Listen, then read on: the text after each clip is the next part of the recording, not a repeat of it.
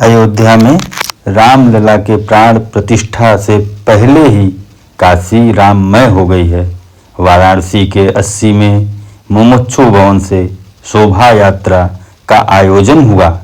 ये शोभा यात्रा 80 में मुमुक्षु भवन से रविदास गेट होते हुए 80 घाट से आकर मुमुक्षु भवन पर समाप्त हो गई। इसमें विदेशी पर्यटक भी शामिल रहे। इसके बाद मैं लोगों से बात किया कि शोभा यात्रा का उद्देश्य क्या है। नमस्कार, मैं राजेश और आप देखना शुरू कर चुके हैं द वार्ता। यदि चैनल पर नए हैं तो चैनल को सब्सक्राइब करिए, बेल आइकन प्रेस करिए। यदि वीडियो अच्छी लगे तो वीडियो को शेयर करिए।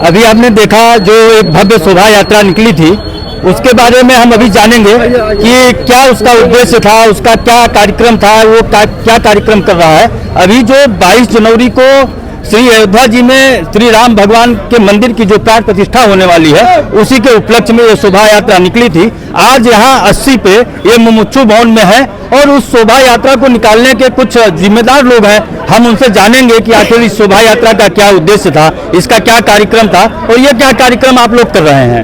तो नमस्कार, आपका स्वागत है इस चैनल पे। आप अपना परिचय बताइए और जो है कि बताइए कि शोभा यात्रा का क्या उद्देश्य था। मैं के वेंकट रमन, सदस्य काशी विश्वनाथ मंदिर न्यास वाराणसी। आज जो ये शोभा यात्रा था, हम सभी लोग का परम सौभाग्य है कि 500 साल का इंतजार समाप्त हुआ। रामलला जो अपना जन्म स्थान है, वहाँ पर उनका प्रतिष्ठा 22 तारीख को होने वाला है और हम प्रत्येक सनातनी जो केवल भारत में नहीं पूरे विश्व में रहते हैं, उन सभी लोगों के लिए गौरव का विषय है। तो उसी के निमित्त आज जो शोभा यात्रा आज हम लोग ने मुमुक्षु भवन से प्रारंभ करके यहाँ पर लंका होते हुए यहाँ पर फिर वापस आया। इसका एक ही उद्देश्य है कि हमारे जो सनातनी भारत में जितने भी रहते हैं, इस शोभा यात्रा के माध्यम से उनके मन में राम बसे हैं, क्योंकि राम हमारे आराध्य हैं। उनके बिना हम कल्पना भी नहीं कर सकते सनातन धर्म का। तो आज का जो शोभा यात्रा था, इसीलिए निमित्त था कि इसका उद्देश्य हर घर में, हर व्यक्ति के मन में उनको हम जागृत करें। इसका उद्देश्य यही था। तो ये कार्यक्रम कब तक चलेगा? ये आप लोगों का कब तक का हमारा कार्यक्रम, क्योंकि इसका अनुष्ठान 16 तारीख से अयोध्या में प्रारंभ हो रहा है। जो इसका प्रतिष्ठा का अनुष्ठान है 22 तारीख तक चलेगा। 15 तारीख तक लगातार ये जो शोभा यात्रा हम लोग का है और घर घर में जो निमंत्रण और पूजित अक्षत देने का कार्यक्रम है, वो भी 15 तारीख तक लगातार चलेगा। ये तो क्या ये जो शोभा यात्रा निकल रही है क्षेत्र वाइज निकल रही है कि क्या पूरे शहर की शोभा यात्रा है? शहर की भी है, इसमें महानगर की, ये गंगानगर जो हमारा है, गंगानगर का शोभा यात्रा। इस तरह आज हमारा काशी 3 भागों में, गंगानगर है, मध्य भाग है, ओमकारेश्वर है, पूरे महानगर में इस तरह का शोभा यात्रा का आयोजन किया गया है। तो इसमें किस किस संगठन के कार्यकर्ता शामिल हैं? इसमें सभी सनातनी, सभी विचार परिवार जो है, सभी इसमें शामिल हैं। इसमें सभी जो हमारे सनातनी है, हर घर से एक व्यक्ति इसमें शामिल है।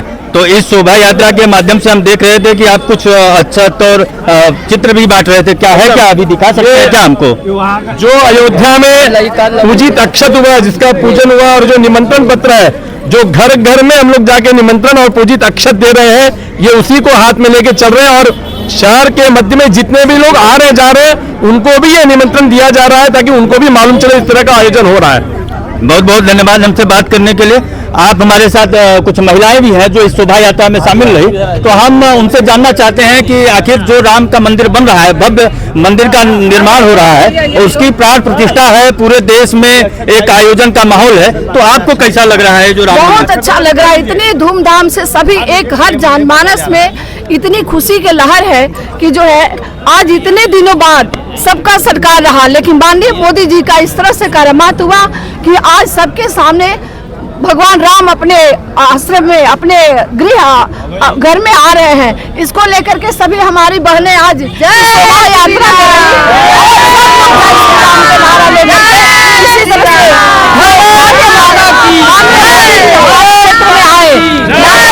हमारे दोबारा जब भी हो माननीय प्रधानमंत्री जी मोदी जी का ही अवतार इस देश में हो, जिस तरह से रामा अवतार और रामा अवतार कृष्णा अवतार हुआ था, उसी तरह से इस बार हम लोग नरेंद्र अवतार समझ रहे हैं। इस देश को जागृत करने के लिए, सनातन धर्म को बनाने के लिए ऐसे नरेंद्र मोदी ही चाहिए इस देश को, हिंदुस्तान के लिए। नहीं, बस एक मिनट, आप कह रही हैं, लेकिन विपक्षी सारे ये कह रहे हैं कि ये कोर्ट का निर्णय है, आप कह रही हैं कि नरेंद्र मोदी ने बनवाया है, तो आपको क्या लगता है? विपक्षी के पास कुछ है ही नहीं है, उसको आक्षेप के द्वारा और कुछ कह ही नहीं सकता है, क्योंकि इसके 75 साल से जो है वो जो गड्ढा खना है उसको भरते भरते आज हम इस लायक हो गए कि भगवान श्री राम को अपने स्थान पर स्थापित कर रहे हैं। उस खुशी के लहर उससे बर्दाश्त नहीं हो रही है, इसी कारण से वो अपना कुछ न कुछ आक्षेप लगा करके आगे निकलने की बात कर रहे हैं। क्या आप महिलाएं जो है घरों घरों में भी जा रही हैं? एकदम घरों घरों में जा करके संदेश दे रही है कि जो श्री राम को लाएगा वही इस बार आएगा। तो कैसा महिलाओं में कैसा जो है उत्साह मिल रहा है आपको? आपको तो इस सभा में देख करके लगता होगा कि महिलाएं हमारी कितनी उत्साहित हैं, और यहाँ कम है, आप हर घर में जा रहे हैं तो सबको एक ही स्वर में बोलिए, चाहे वो किसी भी बिरादरी का हो। यहाँ तक कि जो हमारे पुरातन यहाँ मुस्लिम वर्ग भी है, वो भी चाह रहे हैं कि राम जो है अयोध्या में पधारे और हम सभी उनका स्वागत करें।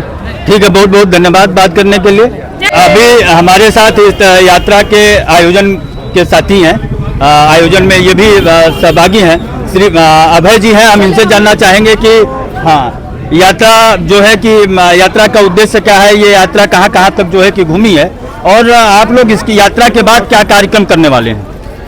ये अपनी जो यात्रा, अपना जो संघ की दृष्टि से गंगानगर है काशी दक्षिण भाग में, मुमुक्षु भवन से यात्रा हमारी 80 होते हुए, नगवा होते हुए और रविदास गेट होते हुए पुनः हम लोग वहीं आए हैं। इसका उद्देश्य है कि अब इसके बाद भी जो हमारा अगला कार्यक्रम वो घर घर जाके लोगों को निमंत्रण देना, अक्षत देना। और मैं आपके माध्यम से बताना चाहता हूँ कि जो निमंत्रण के साथ एक पत्र भी है उसको पढ़ना है हमें। उस दिन 22 तारीख को क्या करना है, 11 बजे से 1 बजे तक जब वहाँ अनुष्ठान होगा तो हमको घर में दीपक भी जलाना है ना, मंदिरों को सजाना है, प्रसाद वितरण करना, हर कीर्तन करना है। ऐसा अपनी संगठन की योजना आगे चल रही है। आपने देखा कई हजार लोग इसमें रहे, और सबसे ज़्यादा हमको लग रहा है कि इसमें महिलाओं मातृशक्ति हैं, उनकी बहुत ज़्यादा भागीदारी है। इतना उत्साह रहा, लोग बहुत लोगों का गला बैठ गया है चिल्लाते चिल्लाते। ऐसा अपना और इतना सुंदर लगा कि मैं कल्पना नहीं कर सकता। 500 साल बाद ये हम लोगों को सौभाग्य मिला है कि हम लोग आज प्रभु राम का जो निमंत्रण है वो लेके घर घर जा रहे हैं। ये बहुत सौभाग्य की बात है। लाखों लोगों ने बलिदान दिया तब जाके ये अवसर आया है। मैं यही सबसे कहूँगा कि सब लोग अपने घर पर दीपक जलाएं और हर कीर्तन भजन करें। और आज की ये जो शोभा यात्रा है, ये पूरे विश्व में जो राममय विश्व हुआ पड़ा है, केवल भारत ही नहीं, विश्व के अनेक देशों में राम का नाम आज जनता की जिह्वा पर है। और ऐसा वातावरण बना है कि इस वातावरण में राममय होकर के संपूर्ण समाज को, हिंदू समाज ही नहीं अपितु जितने भी मानवता प्रेमी हैं, ऐसे सभी लोगों के लिए ये राम का जो आदर्श है ये उनके मन मस्तिष्क में, हृदय में विद्यमान है। और इसी को देखते हुए आज ये अल्प समय में ये सूचना हुई थी कि इस शोभा यात्रा को करना है, लेकिन जहाँ जहाँ सूचना गई ये राम का ही प्रभाव है, उनके व्यक्तित्व का प्रभाव है। मर्यादा पुरुषोत्तम श्री राम की प्रेरणा से हजारों हजार लोग इस शोभा यात्रा में शामिल हुए और इससे जो 22 जनवरी को राम का मंदिर अयोध्या में भव्य बन रहा है, नव्य दिव्य भव्य मंदिर में उनकी प्राण प्रतिष्ठा हो रही है, इसमें बहुत ही गौरवान्वित होने का विषय है। और इस गौरव के अनुसार हम लोग अपने आप को राम की शक्ति में, राष्ट्र की भक्ति में झोंक करके अपने इस शोभा यात्रा के माध्यम से हम एक संकल्प लेते हैं कि राममय होकर के इस समाज को बनाएंगे। हमारे साथ सज्जन हैं, आप अपना परिचय बताएंगे और बताएंगे कि शोभा यात्रा का क्या उद्देश्य है, उसमें आप लोगों ने क्या किया और इसके आगे और क्या कार्यक्रम है आपका। सुनील किशोर द्विवेदी, मैं हमारे साथ एक सज्जन और हैं जो इस शोभा यात्रा में सहभागी रहे हैं, हम उनका पहले परिचय जानेंगे और शोभा यात्रा का उद्देश्य क्या है, क्या कार्यक्रम है, उसके बारे में जानेंगे। अपना परिचय दीजिए। जी, ब्रजेश पांडे। हमारे हृदय में रमण करने वाले जो हैं वही राम है, शेष दासरथी राम, वही राम जो हैं त्रेता युग में दशरथ जी के यहाँ अवतार लिए, जिनका भव्य मंदिर बन रहा है। तो हर समय में कुछ न कुछ राक्षस उत्पन्न हुए हैं, जिसके संहार करने के लिए प्रभु श्री राम प्रकट होते हैं और कलयुग में उस राक्षसों की संख्या अधिक है। तो आज भी राम भक्त के रूप में प्रत्येक बच्चा राम का है और इस विषय को जानने के लिए अगर रामद्रोही है तो उसको रामचरितमानस का वह प्रसंग पढ़ना चाहिए कि जब विभीषण जी श्री रावण से कहते हैं कि जन रंजन भंजन खलु भ्राता, वेद धर्म रक्षक सुनु भ्राता, कि हे भ्राता श्री राम साधारण नहीं है, वो जन जन के हृदय में निवास करने वाले हैं। यदि आप उनसे बैर करेंगे तो आपका सर्वनाश हो जाएगा।